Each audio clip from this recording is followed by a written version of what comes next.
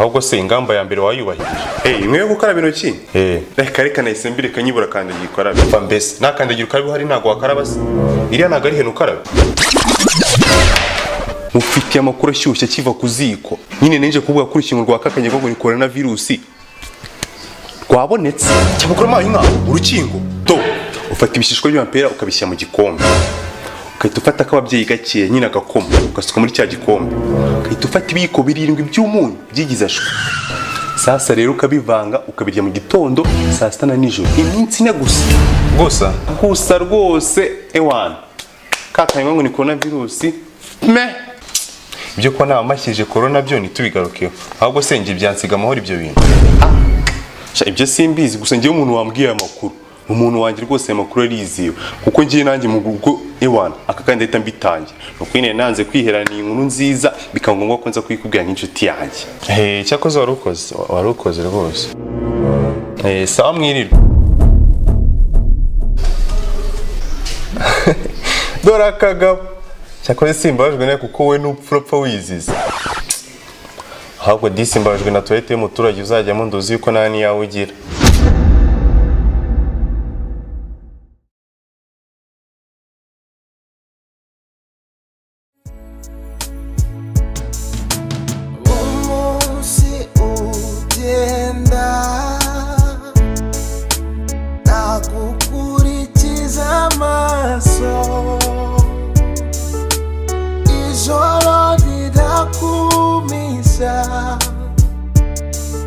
Sigara nikuze abambona bose abambaza ubutiza wababazwe n'iki cyatumye wikunga basubiza ngira. Base papa ndetse ndi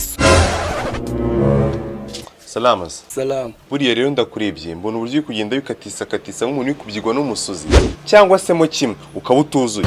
Nyumvira se n'ubundi nuko abantu baza babwira abandi ko batuzuye ariko bikarangira ari bo bisanze muri serumu babyita imikino.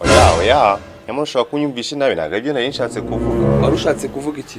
Nyine nari nshatse kuvuga ko wuzuye ariko nyine hari ikintu kimwe gusa ubura gusa. Ninzu ukahita wuzurwa fenengera fresh. Icyo ni igiki? Amakuru yizewe. Ngaho vuga numva. Nyine nuzi ko nijoro ari bw'inama ya ministre gongeye guterana. Nta n'ibyo se. Komeza uvumvure nyine. Nyine nijoro inama ya ministre yateranye. Baricara baganira ku kibazo cya moto, baneje banzura ko moto ikintu cyose bise moto kizongera gukandagira mu muhanda nyuma y'imyaka 400. Ariko buriya ko Imana yari mu mubyeyi nawe akabyara koko.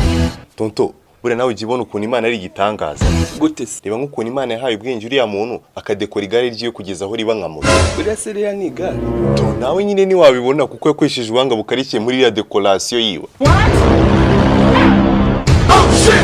Noneho n'abariya bose ariya n'amagare badekoye. Ase ntabwo ujya usoma Bibiliya? Oya. Okay, nyine muri Bibiliya mu gitabo cya Mariya ibice 400 umurongo wa 43 haranditse ngo bana banje mbahaye impano yo kudekora nimugende mudekora ibinyabiziga byanyu by'umwihariko amagare n'amafarashi amanywa na nijoro. Kumbe bire ndiko handitse. Niko handitse. Ahubwo se ko nibagiye gukora izina rya wundi bakwita nde? Nitwa Chance. Ubu ntabwo uramenya ko umuntu wese ufite izina ririmo inyuguti ya A bari kumuheza imodoka ara ku kagari. Imodoka? Imodoka. Kandi uko nabyumvishe, numvishe bari kuvuga ko bari gutanga imodoka bagendeye ku mubare w'inyuguti ya za A ziri mu izina ry'umuntu. Ubwo ngiye baramima. Yesu urayibona? Kubera none se niba wumva bari kuzitanga bagendeye ku mubare w'inyuguti ya za A ziri mu izina ry'umuntu. Niba abantu nk'ababibara Imana ntanarindwa adushima Imana niba gutanga ubwo urumva uracyuriye. Sha reka nihute kabisa. Gahe baze nk'umuntu bitambaza batakambira amata aho gutanze. Apo ni wo ngo wabaho sinyigiye. Oya. Urugero nari nkwaye ntagabaho. Ahwi noneho reka njye kurwana n'ubuntu nka bwa Sam. Umwana nikundiye amora ku mutima. Umwana nikundiye amora ku mutima.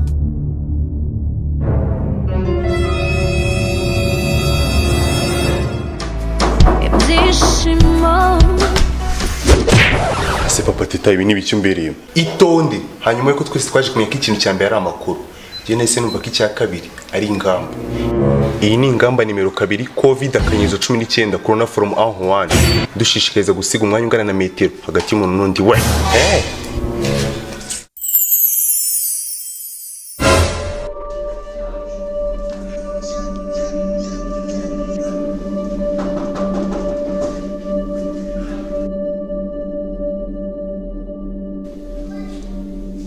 Wiriwe NYAXE wiriwe neza papa Tita kumbonye se ugatanga rwose sinkubeshye narinzi ko wapfuye nicwa n'ikisuko na corona se shaho se basi iyo abari nayikwishe kuva rwa rukingo rutse kuza umbwira icyumweru gishize burya ku munsi wa kabiri ngitangiye kwifata ntahise mbirika kuko niba mbyibuka neza mu ijoro ryo ku munsi wa mbere natangiye kunyarira mu matwi nakora ibikomeye mu mazuru kiragiye n'Imana kinza kuko naho ubundi nari impfuye ariko rero nari narabikubwiye ahubwo noneho harandi makuru angeze mu kanya navuye kuziko se nk'ayandi cyangwa noneho ni kwitano yes ati wabimenye kandi ugwasanga ngongeye kuyabwirwa na wa muntu wawe oya witondeye n'umusekirite ku karere wayambwiye kandi ubwo nawe witumva ko ashaka kuba yizewe kuko ashaka kuba yumva yemeya n'ababajyanama biwe babiri ngambwira rero numva buriya makuru avuye ku karere kenshi na kenshi akunda kuba yizewe do abavumbuzi bagize barya mu ijoro ryashize babadukubise umuti wa coronavirus ati mwakini mu gipfuye Imana y'u Rwanda itagihemba kutwumva iyo dusenga umuti wa coronavirus noneho ngewe icyanangaje rero kikananshimisha nuko uwo muti wakozwe n'abana babiri bo mu karere ka Kamonyi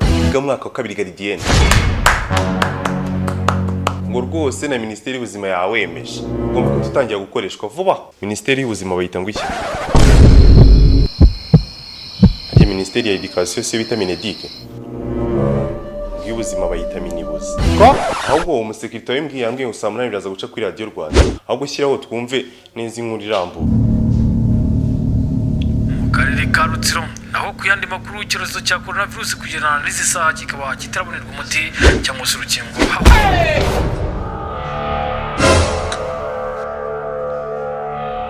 aravuze ngo kugezana n'isaha bazisi yumbwira ngo ngayigenderemo amashenge n'uzongeye kuvuga ibyo utazi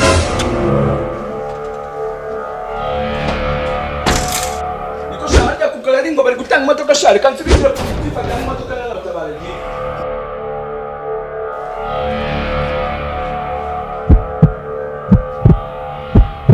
What?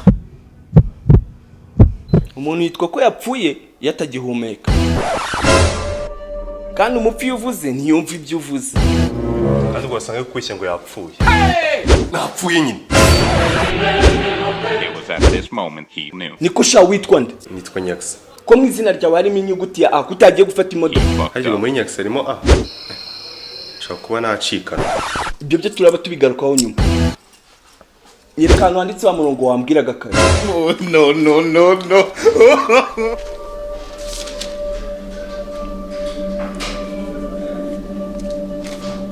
patro ko nari guhumeka neza nkuko bisanzwe bagabanyije agaciro ugira ngo singiye nagufashe gutya nyira ngo uhumeke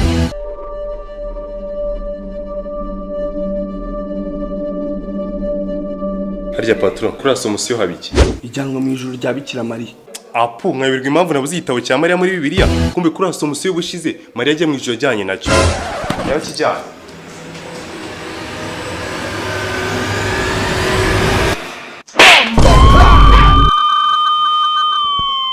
ubutaha ujya ureba televiziyo numve radio sha reka mbere aka kanya numva radio ndumva nabyo ntacyo bitwaye